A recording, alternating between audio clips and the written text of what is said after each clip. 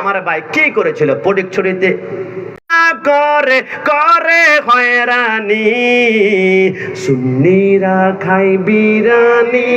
আজকে বিরানি ব্যবস্থা আছে? সত্যি আছে? যারা বিরানির বিরুদ্ধে কথা বলে এরা নাই, ইয়া নবী সালাম আলাইকার পরে জায়গা আপনি দিতে পারবেন না, এরাই কিন্তু বলবে চেপা দিয়ে আসতে যেটা দিবে এটা কিন্তু বিরানি না। বিরানি পাওয়া যায় চট্টগ্রাম নিউ মার্কেট মোড়ে, হাজি বিরানি, কাচ্চি বিরানি, সুলতান ডাইন, মেজ্জান হাইলে আইয়ন। নতুন একটা বেরোয়ছে উরুস বিরানি। আজ থেকে এক সপ্তাহ পূর্বে পটিয়া শান্তিরহাট প্রোগ্রাম করে মজ্জারটেক যখন পার হচ্ছিলাম আপনার নতুন ব্রিজের আগে, আমার পাইলট, আমার যিনি ড্রাইভার, উনি বলল হুজুর উরুস বিরিয়ানি পাওয়া যায়। আকাশ এবং ওসমানী উরুস বিরিয়ানি খাবেন? কটা বাজে? 3টা। মানুষের ভিড় কম থাকবে, চলো একটু ঢুকে আসি। ভিতরে ঢুকবো, হঠাৎ করে দেখলাম 12 থেকে 13 জন কমই মাদ্রাসার বাচ্চা বসে বসে আর উরুস বিরিয়ানি খাচ্ছে। আমি মুস্কি মুস্কি হেসে বললাম, দোস্ত ঘটনা কি?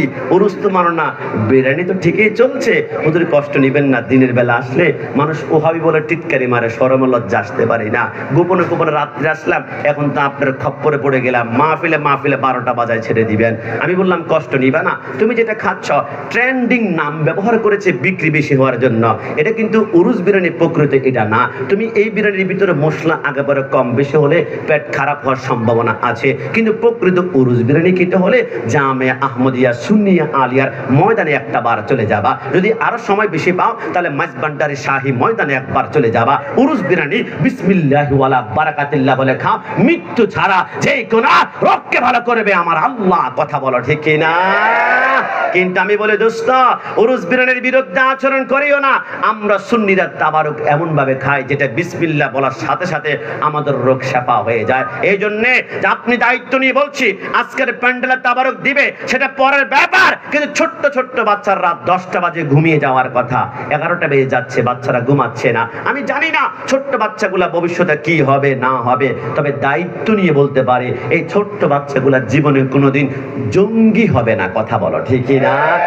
জঙ্গি কিভাবে সৃষ্টি হয় আমি আপনাকে 2 মিনিটে প্রমাণ করব। শায়েখ আব্দুর রহমান আর বাংলা ভাইয়ের কথা আপনারা শুনেছেন, 64 জেলায় বোমা হামলা করেছে। আমি চিন্তা করলাম বোমা হামলা কেমনে করলো ভাই?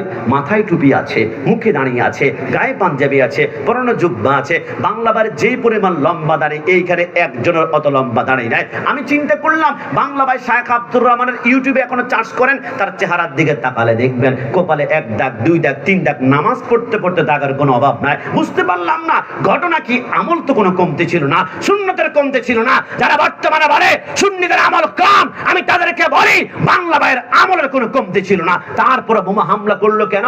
একটি কারণে, এদের ভিতরে দুনিয়ার সব জ্ঞান ছিল, একটা সফটওয়্যার ছিল না, একটা সফটওয়্যার ছিল না। ওইটার নাম ইশকে মুস্তাফা, ওইটার নাম আদবে মুস্তাফা, ওইটার নাম মিলাদুন নবী, ওইটার নাম ইয়া নবী সালাম আলাইকা। বাংলাদেশে যত জঙ্গি ধরা খেয়েছে প্রত্যেকটা মিলাদুন নবীর বিরোধী ছিল। আর যারা মিলাদুন নবী করে আর জঙ্গি হতে পারে না, আর জান্নাতে মদিনাওয়ালার সঙ্গী হয়ে যায়। কথা বলো ঠিক কিনা?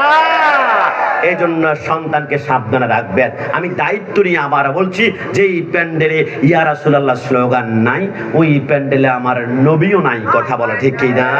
যেই প্যান্ডেলে আমার নবী নাই, ওই প্যান্ডেলে রহমাতুল লিল আলামিনের রহমতও নাই। যেই প্যান্ডেলের রহমত থাকবে না, ওই প্যান্ডেলের যুবক নামাজ পড়বে।